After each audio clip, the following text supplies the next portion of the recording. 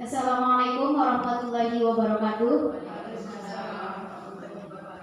Sebelumnya yang saya hormati Ibu Muslihah selaku Kepala SD Negeri Bojonegoro 4, serta yang saya hormati Bapak Ibu Guru staf Tata Usaha SD Negeri Bojonegoro 4. Alhamdulillahirabbil alamin wa nasta'in wa ala umuri dunya waddin wassalatu wassalamu ala asyrofil anbiya'i wal mursalin wa ala alihi wa sahbihi ajmain, amma ba'd.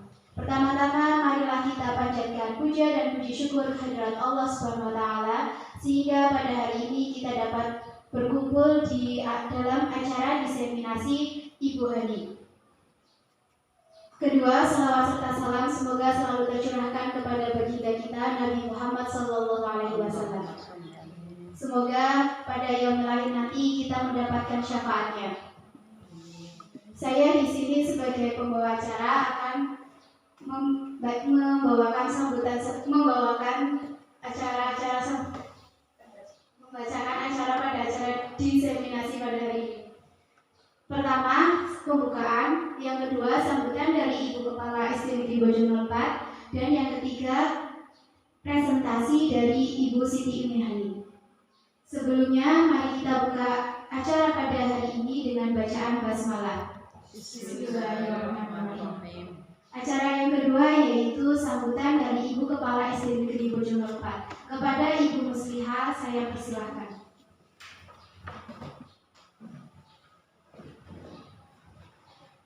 Bismillahirrahmanirrahim. Assalamualaikum warahmatullahi wabarakatuh. Waalaikumsalam warahmatullahi wabarakatuh. Yang saya hormati Dewan Guru SD Bojonegoro 4 dan staf Tata Usaha SD Bojonegoro 4. Alhamdulillahirabbil alamin wassalatu wassalamu ala sayyidina Muhammadin wa ala alihi washabihi ajmain, amma ba'du. Marilah pertama-tama kita panjatkan puji syukur kehadirat Allah Subhanahu wa taala yang telah memberikan rahmat, hidayah serta kesehatan pada kita semua sehingga pada hari ini kita bisa melaksanakan tugas dinas sebagai seorang pendidik untuk mencerdaskan anak bangsa. Dan yang kedua, nanti kita akan mengikuti diseminasi yang akan disampaikan oleh Ibu Hani. Yang kedua, salam dan salawat mari kita sampaikan pada junjungan Nabi besar Muhammad SAW yang senantiasa kita harapkan syafaatnya baik di dunia maupun di akhirat kelak. Ibu-ibu yang saya hormati, alhamdulillah pada hari ini Ibu Hani bisa melaksanakan diseminasi aksi nyata, yaitu tugas dari atasan yang mana Ibu Hani sebagai guru penggerak, di mana sebagai guru penggerak banyak tugas-tugas yang dibebankan yang harus dikerjakan segera mungkin. Saya pesan kepada Ibu Hani, andai kata ada tugas jangan ditunda-tunda, karena kalau ada tugas satu ditunda maka akan menghambat tugas yang lainnya. Jadi segeralah dilaksanakan. Seperti yang pada hari ini, ibu-ibu yang saya hormati, pada hari ini Ibu Hani akan melaksanakan diseminasi, yaitu akan penyebaran informasi. Karena Ibu Hani sebagai guru penggerak berarti sudah banyak ilmu yang didapat dari pengawas dari guru penggerak, yang mana yang belum mengikuti guru penggerak berarti ilmunya tidak sama seperti yang disampaikan oleh Ibu Hani. Jadi saya kepada Ibu Hani mohon tolong apa ilmu saja yang disampaikan atau yang didapat disebarkan atau ditularkan kepada teman-teman guru dalam pembelajaran maupun di dalam ilmu yang lain. Sebagai guru penggerak harus memberi contoh dalam pembelajaran maupun dalam tingkah laku keseharian di dalam sekolah, terutama dalam menghias menghias kelas. Silakan sebagai guru penggerak menghias kelasnya seindah mungkin. Baru ditularkan ke kanan kiri kelas yang lain, baru melebar ke kelas yang lain, terutama kelasnya sendiri, terus kanan kiri, baru kelas yang lain. Untuk menghias kelas perlu adanya dana. Saya mempersilahkan, memfasilitasi. Silakan andai kata butuh dana, tinggal sampaikan kepada bendahara. Karena dana yang dibutuhkan bukan untuk diri sendiri, tapi untuk kepentingan sekolah. Jadi tidak usah enggan, silakan menggunakan dana untuk kemajuan di dalam panjenengan mengadakan penelitian. Tidak usah enggan. Pesan yang terakhir, Ibu Hani jangan putus semangat. Saya tetap memberi dorongan, memberi motivasi, walaupun yang namanya guru penggerak menurut rumor banyak tugas, tidak pernah istirahat, tidur sampai jam 12 malam. Itu rumor, tapi dalam kenyataannya andai kata kita bisa mengatur waktu istirahat, waktu bekerja, waktu untuk mengajar, insya Allah bisa. Kita tidak sampai tidur sampai larut malam. Yang penting aturlah waktu sebaik mungkin, sehingga antara tugas sebagai pendidik, antara tugas sebagai guru penggerak akan berjalan dengan lancar. Itu saja yang bisa saya sampaikan. Selamat untuk Ibu Hani, semoga sukses sampai selesai, sampai mendapat sertifikat guru penggerak terbaik. Itu saja, saya akhiri. Assalamualaikum warahmatullahi wabarakatuh. Terima kasih saya sampaikan. Acara yang kedua yaitu penyampaian materi dari Ibu Hani mengenai diseminasi modul 1.4. Kepada Ibu Siti Hani saya persilakan.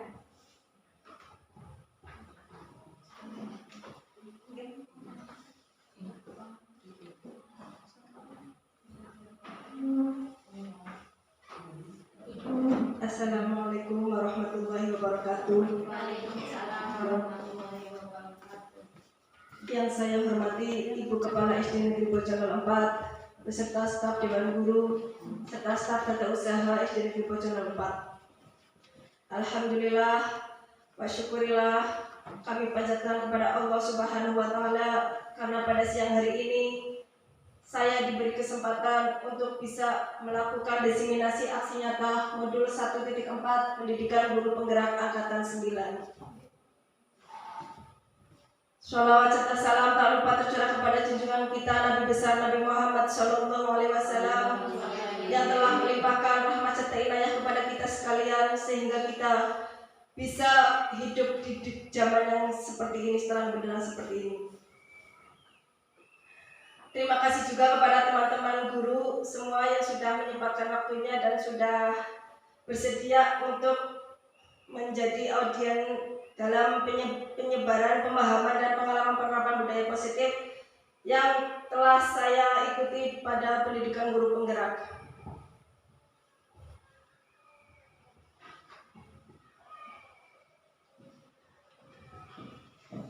Saya awali dengan pengertian dari budaya positif. Budaya positif merupakan perwujudan dari nilai-nilai atau keyakinan universal yang diterapkan di sekolah. Budaya positif diawali dengan perubahan paradigma tentang teori kontrol. Konsep dasar dari budaya positif yaitu perubahan paradigma belajar, disiplin positif, kebutuhan dasar manusia, motivasi perilaku manusia, posisi kontrol, keyakinan kelas, dan segitiga restitusi. Sebagai pengingat, saya melakukan pembelajaran yang berpihak pada murid, kemudian menjadi pemimpin pembelajaran. untuk mimpi saya, yaitu mewujudkan profil pelajar Pancasila melalui Merdeka Belajar. Dari perubahan paradigma baru, saya memberi pengertian bahwa dari stimulus respon menjadi teori kontrol. Pada stimulus respon, kebutuhan semua orang itu sama. Semua orang melihat hal yang sama. Guru mencoba mengubah murid agar berpandangan sama dengan seorang guru. Perilaku buruk siswa dilihat sebagai sebuah kesalahan dan guru bisa mengontrol murid dengan berpikir menang kalah. Sedangkan untuk teori kontrol sendiri, kita melihat bahwa kebutuhan semua orang itu tidak sama. Semua orang itu memiliki gambaran berbeda. Guru berusaha memahami pandangan murid. Perilaku buruk murid itu biasanya memiliki tujuan. Guru tidak bisa mengontrol murid dan bisa menggunakan model berpikir menang-menang. Kemudian disiplin positif. Makna disiplin positif cenderung diartikan sesuatu yang dilakukan seseorang pada orang lain untuk mendapatkan kepatuhan.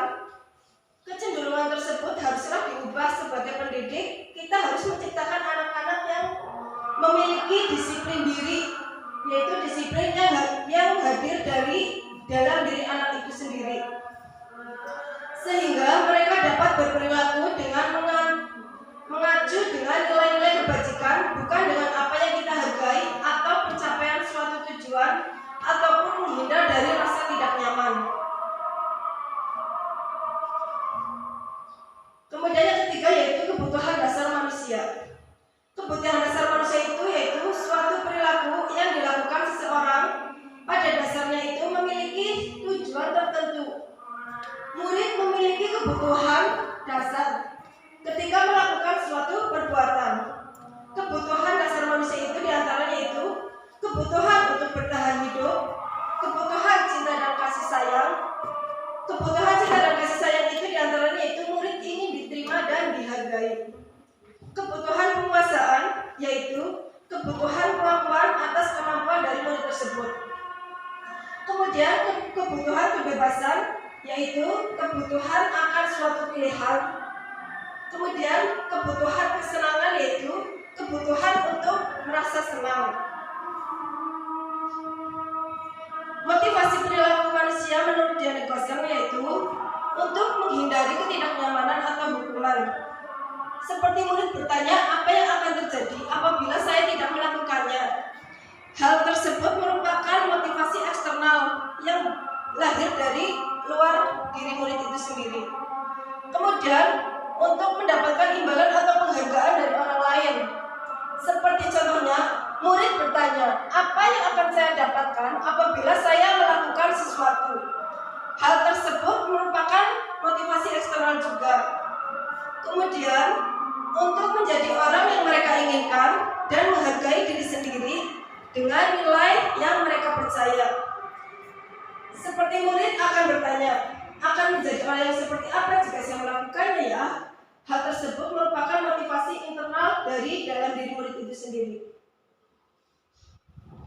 Motivasi adalah dorongan yang timbul pada diri seseorang secara sadar atau tidak sadar untuk melakukan suatu tindakan untuk suatu tujuan tertentu. Motivasi internal yaitu murid melakukan kedisiplinan dikarenakan sadar akan nilai-nilai kebajikan dalam dirinya, menghargai nilai kebajikan diri sendiri.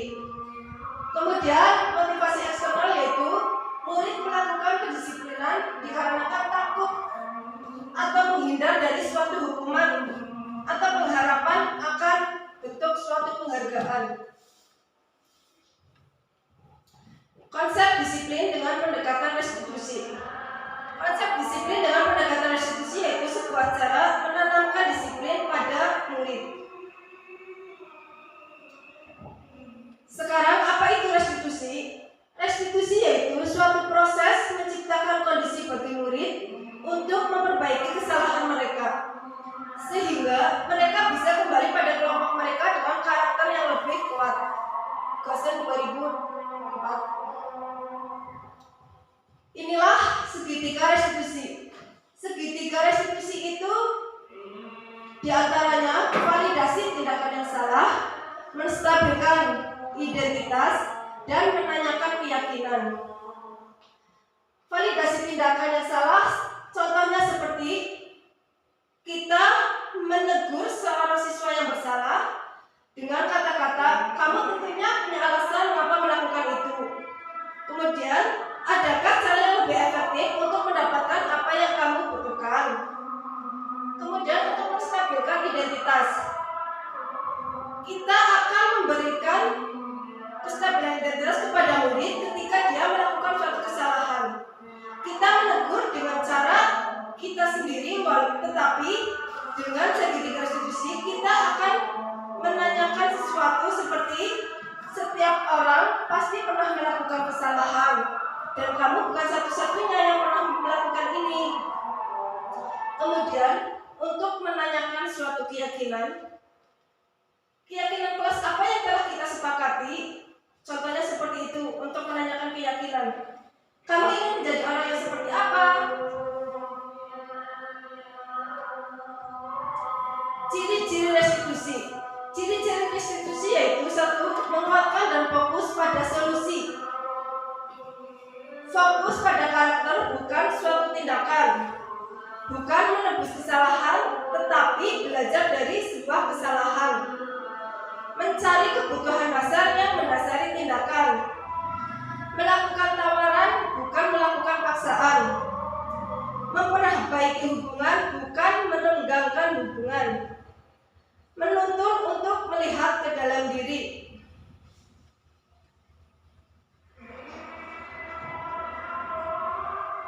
Perbedaan kasus yang pernah saya lakukan yaitu ketika saya menangani murid yang tidak memakai seragam lengkap.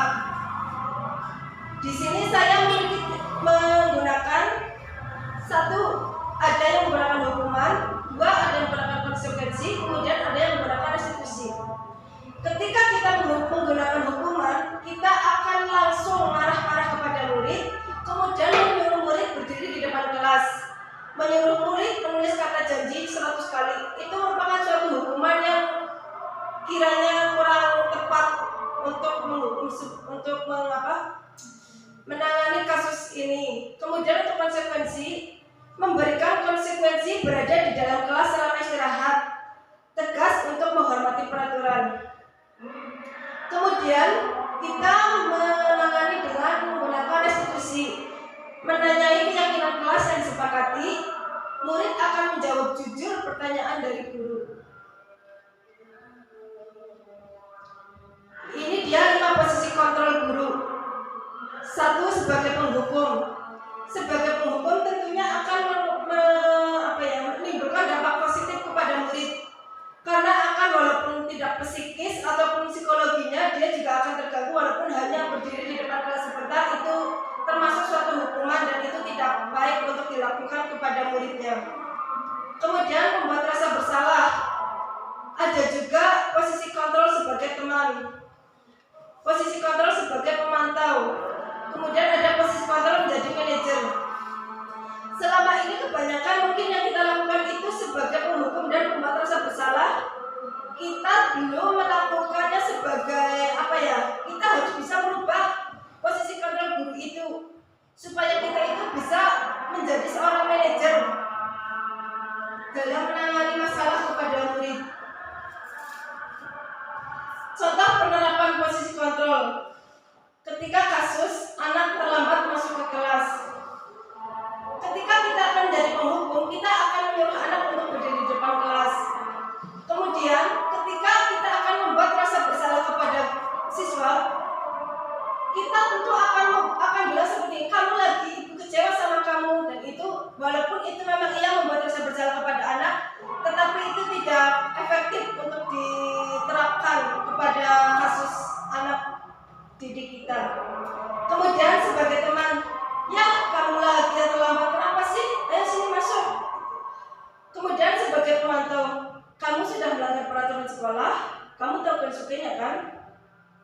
Kemudian ketika kita menjadi manajer, apakah kamu tahu kesalahan kamu? Kira-kira apa solusi dari kesalahanmu? Sebagai seorang manajer manajer, kita akan lebih luas, kita akan mengetahui apa alasan dari anak itu melakukan itu. Kemudian kita juga akan memberikan solusi kepada anak itu, solusi yang dibuat anak itu sendiri. Kemudian keyakinan kelas. Keyakinan kelas yaitu sesuatu yang diyakini bersama yang berasal dari penyatuan pikiran untuk menjadi nilai-nilai kebaikan untuk diturunkan di kelas. Inilah proses pembuatan keyakinan kelas yang telah saya lakukan. Saya melakukan stimulasi keyakinan kelas dengan penjelasan kepada setiap kelompok di kelas. Kemudian saya melakukan contoh secara langsung kepada siswa. Kemudian yang ketiga yaitu ini aktivitas siswa menempelkan keyakinan kelas yang telah mereka sepakati. Kita juga bisa merubah keyakinan kelas menjadi sebuah kalimat positif. Seperti contohnya, misalkan jangan berebut. Kita bisa menggunakan kalimat positif dengan kata-kata bergantian. Kemudian dilarang berlarian atau harap tenang, kita bisa menggunakan kalimat positif dengan pelan-pelan. Kemudian harus mengerjakan tugas, kita bisa mengubahnya menjadi kalimat positif yaitu selesaikan. Kemudian setelah menggunakan barang dikembalikan ke tempat semula, kita bisa merubahnya menjadi kerjakan. Kemudian buang sampah pada tempatnya, kita bisa merubah kalimat positif menjadi jagalah kebersihan.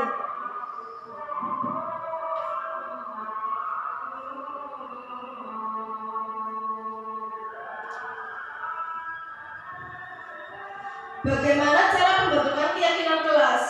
Keyakinan kelas itu sebaiknya dibentuk dengan cara satu, pembuatan keyakinan kelas itu harus lebih abstrak, sedikit saja tetapi mudah untuk diingat, berupaya menggunakan pernyataan universal, kemudian disesuaikan dengan kondisi kelas, kemudian dibuat dalam bentuk positif, dan yang terakhir yaitu melibatkan semua warga kelas. Ini refleksi saya selama saya mengikuti pendidikan guru penggerak modul 1.4. Sejauh mana pemahaman Anda tentang konsep-konsep inti yang telah Anda pelajari di modul ini? Adakah hal-hal untuk Anda di luar dugaan? Saya sudah memahami konsep-konsep ini dalam modul budaya positif berkaitan dengan disiplin positif, teori kontrol, teori motivasi, hukuman, dan penghargaan, posisi kontrol, kebutuhan dasar manusia, keyakinan kelas, dan segitiga restitusi. Seluruh konsep inti tersebut harus diresapi dalam diri, diwujudkan dalam tindakan, dan dibagikan kepada rekan guru sekolah.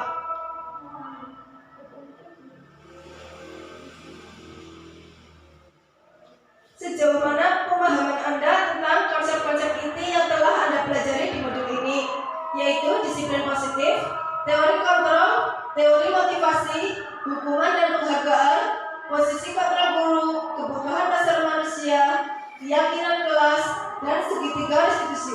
Adakah hal yang menarik untuk Anda di luar dugaan?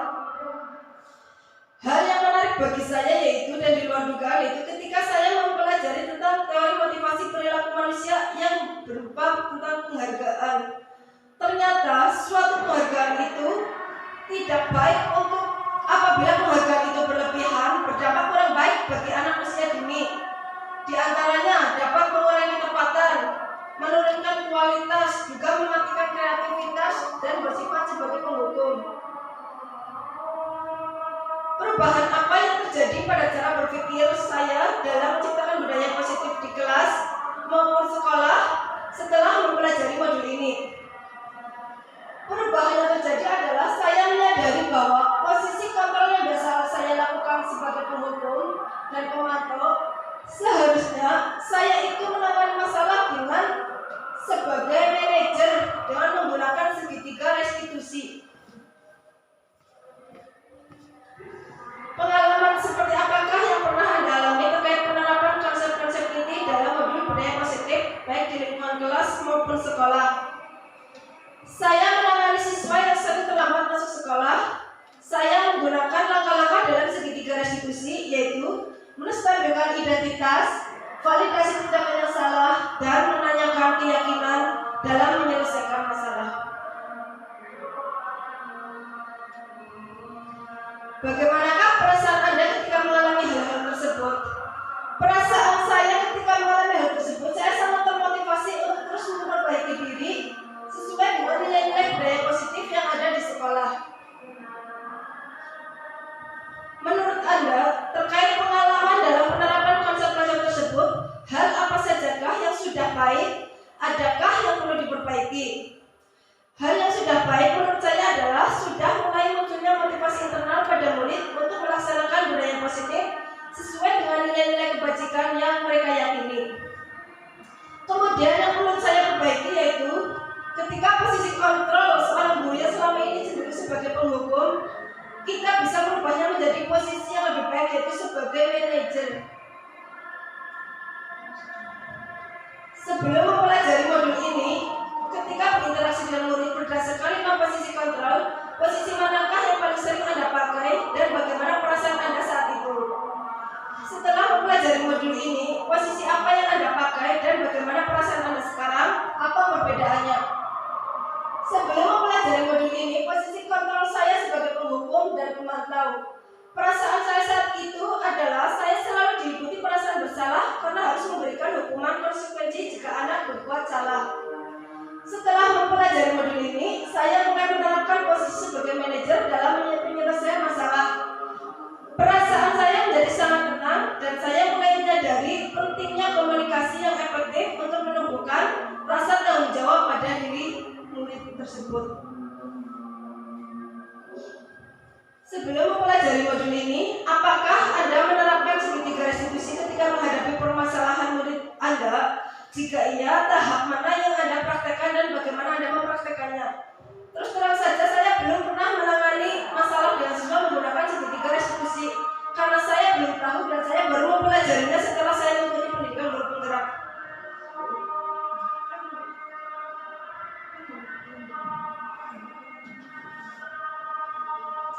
Selain konsep dalam modul ini, adakah hal-hal lain yang menurut Anda penting untuk dipelajari dalam proses menciptakan budaya positif, baik di lingkungan kelas maupun sekolah? Hal yang penting dipelajari dalam proses menciptakan budaya positif adalah melakukan kolaborasi antara sekolah, orang tua murid agar budaya positif ini jangan hanya dilakukan di kelas atau di sekolah saja, namun di rumah juga dilakukan agar menjadi suatu kebiasaan atau karakter saat berada di lingkungan sekolah atau di lingkungan manapun. Terima kasih. Seperti itulah pemahaman dari penerapan konsep disiplin positif modul 1.4. Barangkali ada yang mau menyanggah atau mau memberikan pertanyaan, saya persilakan.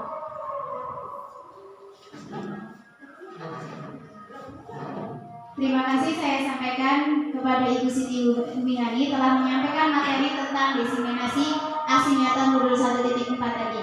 Dari penyampaian materi tadi sudah sangat banyak sekali materi yang bermanfaat bagi kita terutama bagi guru dalam menangani berbagai kasus-kasus yang sering terjadi di SD Negeri Bojong 4, sehingga nanti diharapkan para guru di SD Negeri Bojong 4 dapat menerapkan apa yang disampaikan tadi oleh Ibu Hani, terutama pada segitiga restitusi. Selanjutnya saya buka sesi tanya jawab dari audiens. Mungkin ada yang mau ditanyakan, saya persilahkan. Ibu boleh saya bertanya? Ini apa ya?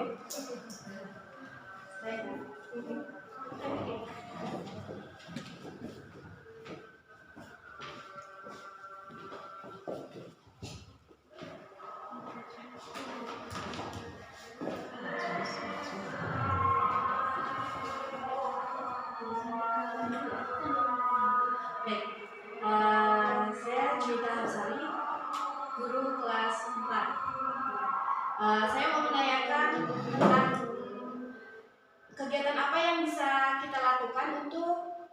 meningkatkan kedisiplinan siswa, terutama untuk kedisiplinan anak-anak sekarang ya, karena anak-anak sekarang itu kan berbeda dengan anak dulu dan bagaimana cara menanganinya. Terima kasih.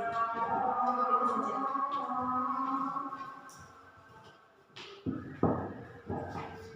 Terima kasih dari Bu Juwita, guru kelas 4 telah menyampaikan pertanyaannya. Bu Andi mau langsung dijawab?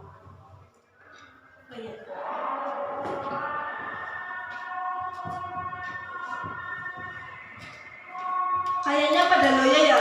Sekarang ice breaking dulu. Sebelum saya menjawab pertanyaan, kita bikin ice breaking dulu dengan tebak-tebakan. Saya akan memberikan pertanyaan. Sebetulnya pertanyaan ini mudah, tapi kalau untuk ice breaking pertanyaannya jadi seperti gimana gitu ya. Baik, untuk mengasah otak dan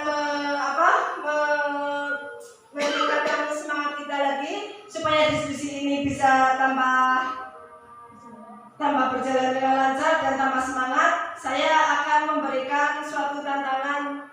Saya akan memberikan tebak-tebakan, barangkali ada yang bisa menjawab.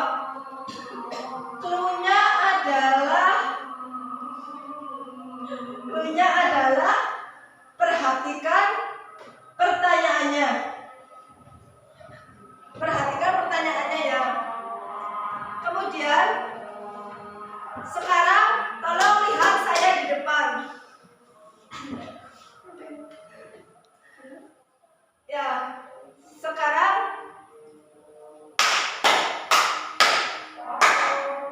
ada berapa nyamuk yang saya tepuk? 5. Julang. Ya, silakan.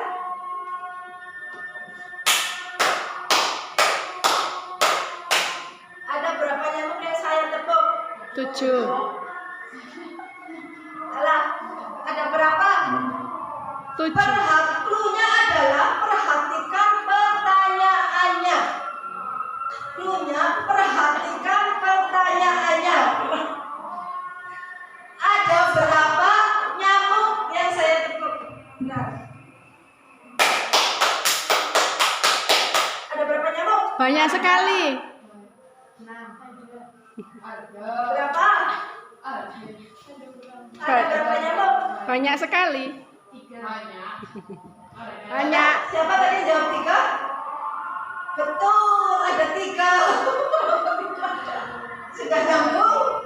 Belum. Iya, Oh, betul. iya udah nyambung. Nyambung kan? Perhatikan pertanyaannya. Oke. Sekarang saya akan memberikan cluenya. Bumi itu bulat. Ya, cluenya bumi itu bulat. 1 tambah 3 kan ada 4 ya. Sekarang cluenya bumi itu bulat. Pertanyaannya, 8 ditambah 8 ada berapa? 5. 8 ditambah 8 ada berapa? Cluenya bumi itu bulat. Ada 4 benar. Bumi itu bulat.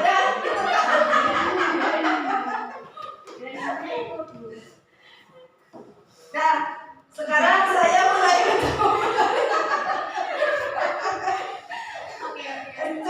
cukup dulu ya, berarti ya. Nanti lagi setelah pertanyaan kedua nanti saya.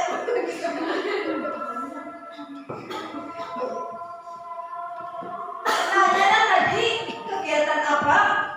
Ya, Untuk meningkatkan kedisiplinan siswa. Kegiatan yang akan saya lakukan untuk meningkatkan kedisiplinan siswa yaitu saya akan melakukan diskusi secara terbuka dengan murid. Bagaimana mereka bisa untuk memperbaiki kesalahan yang mereka lakukan. Seperti ketika ada seorang murid yang melakukan kesalahan, saya akan menggunakan posisi kontrol sebagai seorang manajer. Saya tidak akan mempermalukan murid itu dengan langsung memarahi dia di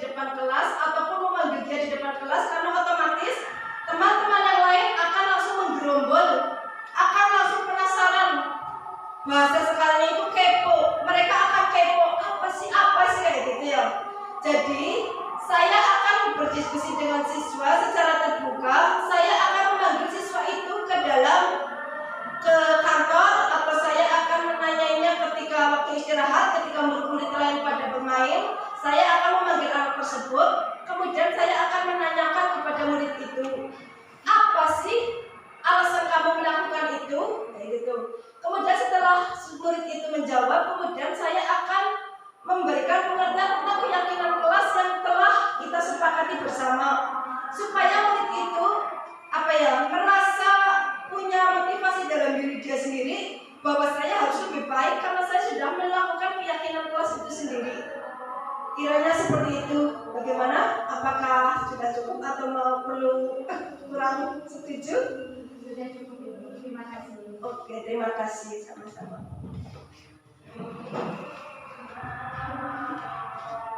Bagaimana Bu Juwita atas jawaban yang telah disampaikan oleh Bu Hani tadi? Apakah sudah puas? Sudah. Ya. Dari tadi penyampaian jawabannya, apakah dari audien yang lain ada yang akan memberikan pertanyaan lagi? Ada, silakan.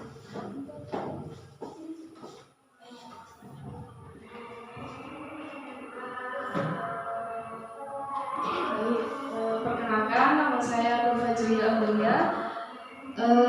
Baik, untuk Ibu Siti Uniani, saya akan menanyakan tentang kedisiplinan. Kita sebagai seorang guru biasanya memberikan beberapa tugas kepada murid-murid kita, dan untuk terkadang ketika mereka berhasil dalam mengerjakan tugas yang kita berikan, kita berinisiatif untuk memberikan sebuah penghargaan, ya. Apakah untuk pemberian penghargaan itu, apakah menurut Anda kegiatan itu tindakan yang tepat untuk mendisiplinkan anak-anak kita? Baik, terima kasih, mungkin cukup sekian. Terima kasih atas pertanyaannya dari Mbak Ibu Nur Fajriya Amalia. Silakan untuk Ibu Siti Umihani bisa menjawab pertanyaannya.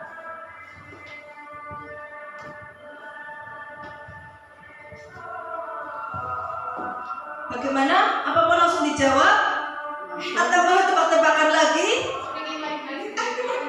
Langsung. Tebak-tebakan lagi? Baik. Sekarang yang agak mudah ya, itu tebak-tebakan lagi. Sekarang tebak-tebakannya agak mudah sedikit. Mungkin mudah. Saya punya pertanyaan seperti ini. Bila seorang ibu memiliki anak bernama Itna, Wiwit, Ria, kemudian siapakah nama ibu mereka?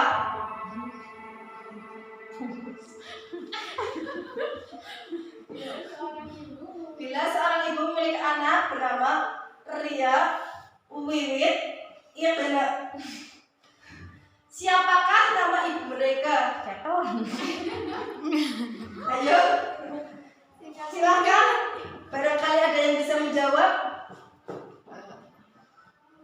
Saya kasih penghargaan sesuai dengan pertanyaannya. Siapa ya? Bu Musliha itu kepala sekolah kita. Ibu Hani. Ayah siapa? Bu Bila. Siapa? Bila. Pintar. Nama ibunya Bila. Bila seorang ibu.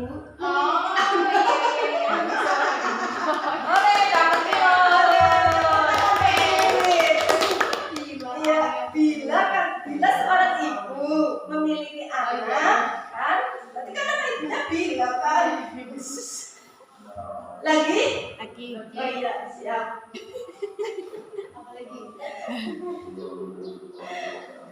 Ada rumah satu lantai. Bayangkan ya, pikirannya membayangkan kemana-mana dulu, Miss. Bayangkan rumah 1 lantai. Semua catnya itu warna pink, tembok warna pink, sampai kaca pun dilapisin itu warna pink, sampai spray, sampai ini taplak mejanya pun berwarna pink, semuanya berwarna pink. Kemudian yang jadi pertanyaannya, yang jadi pertanyaan sudah membayangkan kan ada rumah warna pink kan? Iya. Apa warna tangga rumah tersebut? Gak ada warna. Betul, ternyata pinter. Rumahnya kan rumah 1 lantai, berarti tidak ada tangganya. Cukup? Adi, Apa lagi ya? Ya udah. Cukup.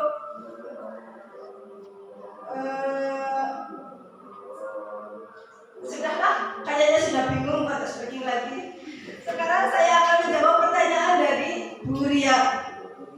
Pertanyaannya tadi yaitu apakah penghargaan dapat mendisiplinkan seorang anak, kayak gitu ya? Kalau menurut saya suatu penghargaan itu tidak tepat untuk mendisiplinkan seorang anak. Karena apa? Penghargaan itu ketika kita memberikan suatu penghargaan itu tidak akan tepat untuk mendisiplinkan anak, karena anak itu akan melakukan kedisiplinan ketika anak itu diberi suatu penghargaan. Karena apa? Penghargaan itu merupakan suatu hukuman sebetulnya. Suatu hukuman yang apa ya? Sebetulnya suatu hukuman, tetapi kita tidak menyadari karena itu suatu penghargaan. Karena apa? Penghargaan itu dapat berdampak tidak baik bagi murid, seperti dapat mematikan kreativitas anak. Karena anak akan merasa disiplin ketika kita memberikan penghargaan. Dan itu juga merupakan motivasi eksternal dari seorang anak yang tidak akan bertahan lama ketika akan melakukan suatu kedisiplinan. Tetapi anak-anak kita melakukan kedisiplinan itu karena motivasi eksternal dari diri dia sendiri, jadi tidak akan bertahan lama. Beda dengan yang melakukan kedisiplinan karena memang mereka itu meyakini bahwa saya itu harus disiplin, saya itu harus baik. Jadi mereka akan kedisiplinan itu akan bertahan lama pada diri anak tersebut, karena si anak itu sudah mempunyai tekad atau motivasi dari dalam dirinya bahwa saya harus melakukan disiplin, kayak gitu. Sehingga menurut saya penghargaan untuk pendisiplinan anak itu kayaknya tidak sesuai atau tidak tepat ya. Karena itu tadi dapat memberikan suatu penghargaan itu dapat merusak hubungan, menurunkan kualitas, mematikan kreativitas. Juga penghargaan itu merupakan suatu yang bersifat hukuman, yang secara tidak sadar kita sudah menghukum anak tersebut, kayak gitu. Kiranya seperti itu. Bagaimana? Apakah ada yang mau menambahi? Barangkali ada yang mau menambahi.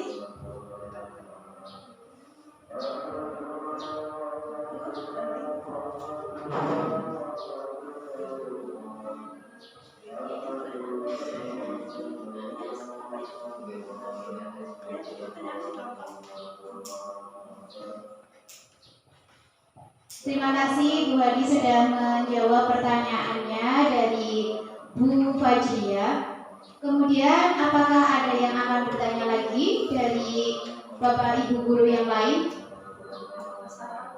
Atau bisa memberikan masukan sarannya dari materi yang telah disampaikan oleh Bu Hadi tadi? Mungkin ada masukan-masukan pendapat dari Bapak Ibu guru.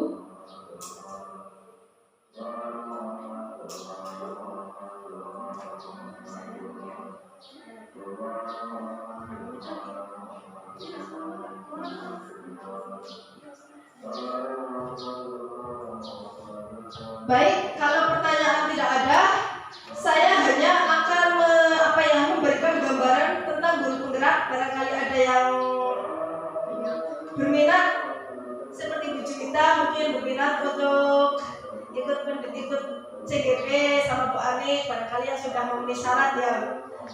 Dalam pendidikan guru penggerak itu sebetulnya menyenangkan.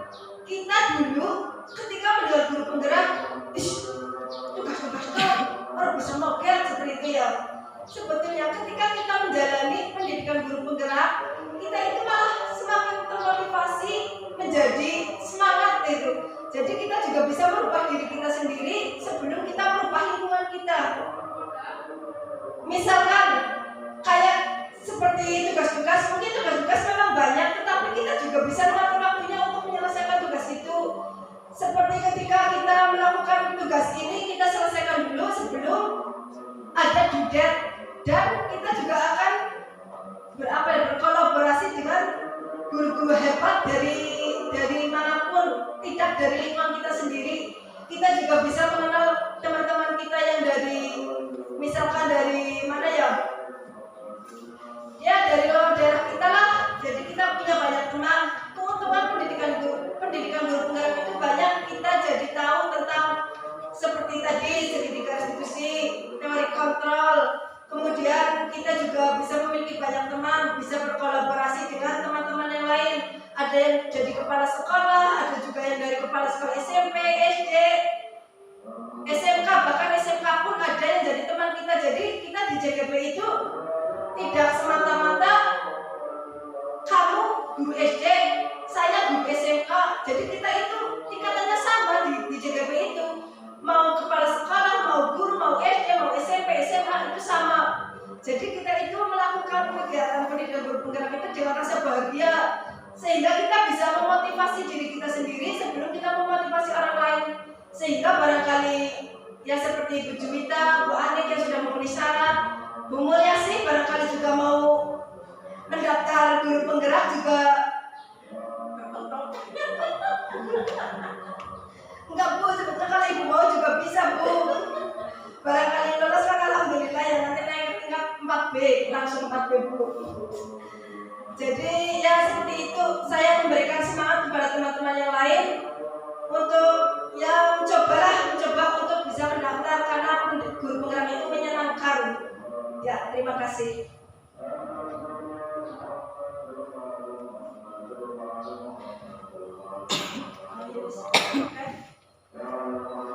Oke, tadi Bu Hani sudah memberikan sedikit gambaran tentang bagaimana pendidikan guru penggerak, sehingga mungkin yang lain bisa dapat lebih berminat, sehingga nanti untuk angkatan depan bisa mengikutinya. Baik, apakah setelah ini ada yang akan bertanya lagi? Oke, dari Ibu Anik.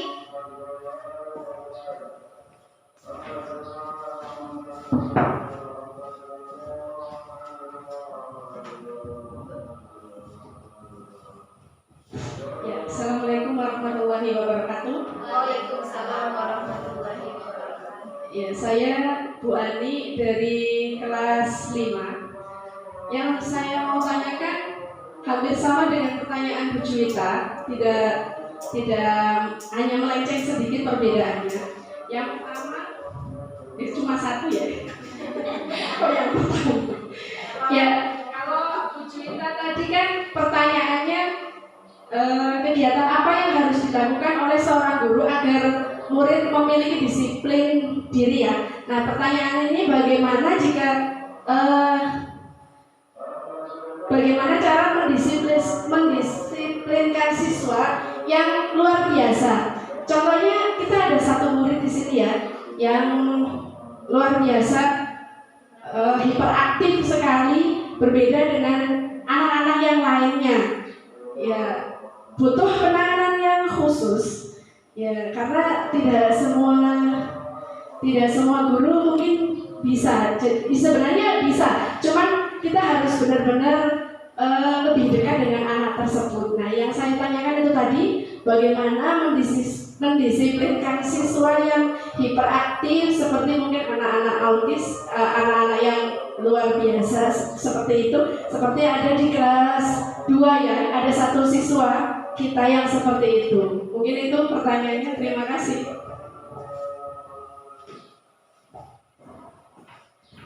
Baik, terima kasih atas pertanyaannya. Seperti dulu apa langsung? Sudah langsung. Sepertinya udah habis nanti. Kalau untuk tadi seperti pertanyaannya Bu Anik, untuk mendisiplinkan siswa yang hiperaktif, kalau mendisiplinkan siswa yang hiperaktif, misalkan hiperaktifnya kita lihat dulu, kalau misalkan semacam autis atau apa, mungkin itu kita juga perlu pendidikan khusus lagi ya kalau untuk siswa seperti itu. Jadi saya hanya memberikan gambaran sedikit. Mungkin kita melakukan pendekatan yang lebih kepada anak tersebut, memberikan perhatian yang lebih kepada anak tersebut dengan kita mendekatinya, kemudian kita mengajak dia ngobrol, terus membimbing dia misalkan ketika mungkin karena dia itu kan sering keluar, lagi-lagi keluar kelas hidro seperti itu kan banyak ya. Mungkin dengan cara seperti itu kita memberikan pembelajaran yang menarik buat dia. Misalkan dia itu beraktif tapi dia itu suka menggambar, jadi kita supaya ketika dia sudah menyelesaikan tugas pembelajaran, kita berikan tugas menggambar kepada dia supaya dia bisa anteng kayak gitu, anteng di dalam kelas. Jadi tidak lagi-lagi keluar, lagi-lagi kemana kayak gitu. Untuk mendisiplinkannya ya mungkin seperti itu ya, dengan cara pendekatan dan perhatian secara khusus kepada anak tersebut. Tetapi kita juga tidak boleh mengesampingkan anak-anak yang lain. Jadi kita menyeimbangkan perhatian kita kepada anak yang lain dan kepada anak tersebut. Terima kasih. Bagaimana Bu Anik atas jawabannya? Iya, bisa diterima. Mungkin penambahan kita juga harus lebih dekat dengan orang tua mungkin ya. Iya benar. Pastinya karena anak tersebut salah satunya agak autis, bisa dibilang seperti itu. Mungkin karena tingkat kecerdasan anak tersebut berbeda dengan yang lain. Ya, terima kasih Bu Hani.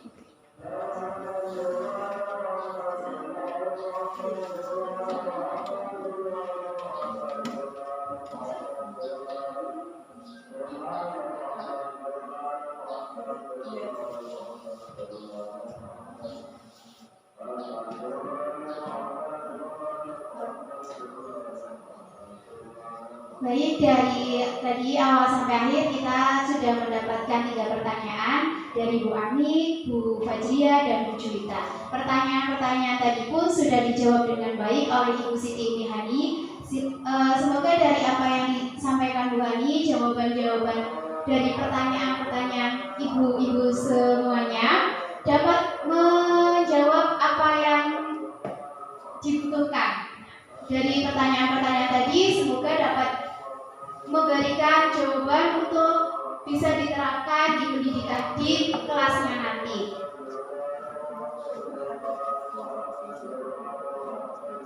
Serta sehingga dari penerapan materi tentang, tadi kan Bu Hani sudah menyampaikan materi tentang disiplin positif terutamanya.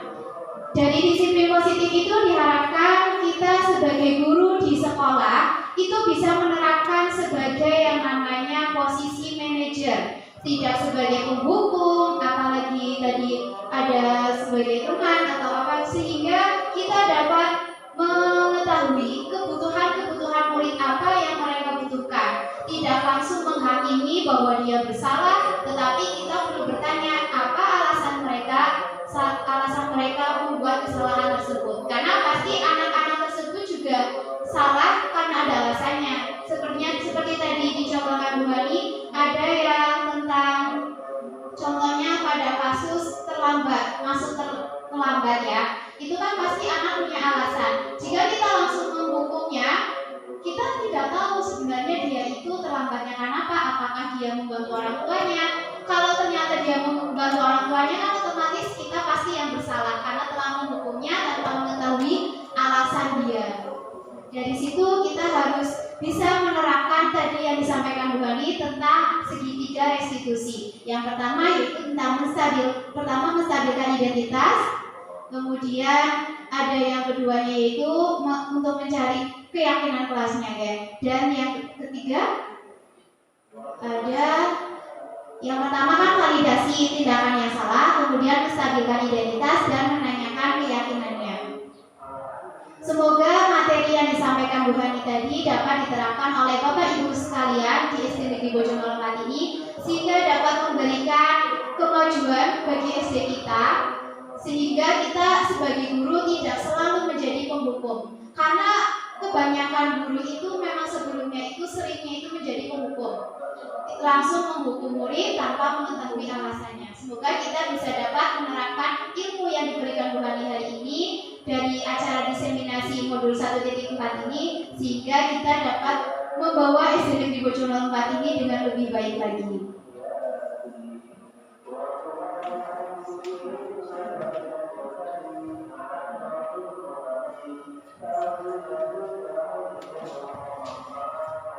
Baik, untuk tambahan yang terakhir, saya cuman berharap kita bisa sama-sama berkolaborasi, bekerja sama untuk melakukan perubahan pada SD kita tercinta ini, yaitu tentang masalah kedisiplinan, tentang penerapan ketika kita menyelesaikan sebuah masalah, sehingga kita bisa melakukan perubahan untuk dunia pendidikan.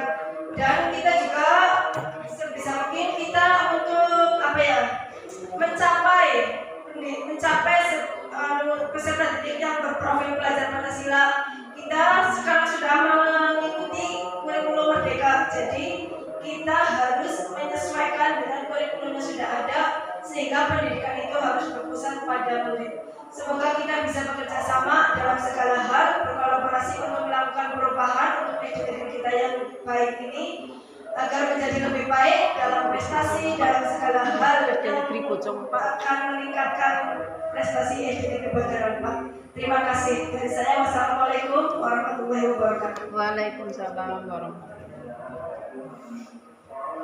Alhamdulillahirrahmanirrahim. Untuk acara diseminasi kita hari ini, alhamdulillah sudah berjalan dengan baik dari awal hingga akhir. Dari penyampaian materi tadi, semoga kita dapat menjalankan, dapat menerapkan seperti apa yang tadi diharapkan Bu Hani, bahwa ilmu yang didapatkan dari Bu Hani kemudian disebarkan kepada Bapak Ibu guru SD Bojong 4, semoga dapat diterapkan oleh guru-guru lain. Selain tadi sudah diterapkan oleh Bu Hani, terutama di kelasnya, sehingga guru yang lain juga dapat menerapkannya di kelasnya masing-masing.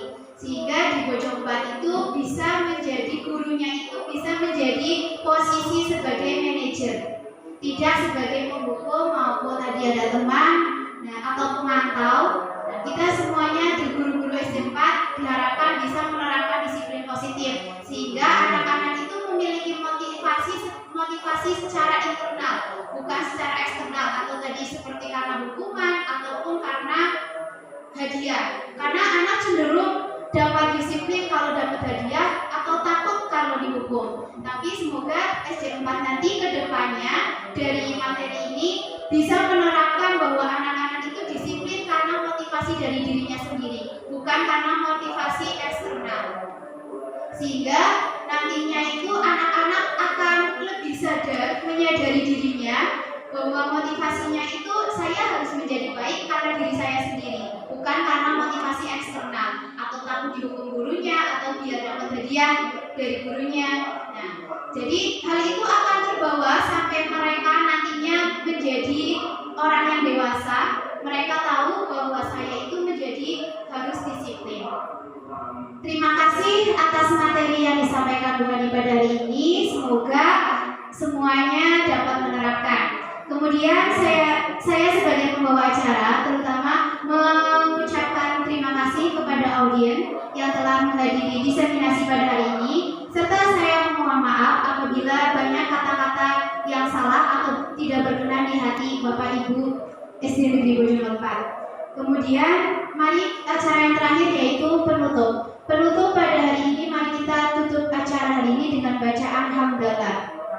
Alhamdulillahirabbil alamin. Terima kasih. Wassalamualaikum warahmatullahi wabarakatuh. Waalaikumsalam.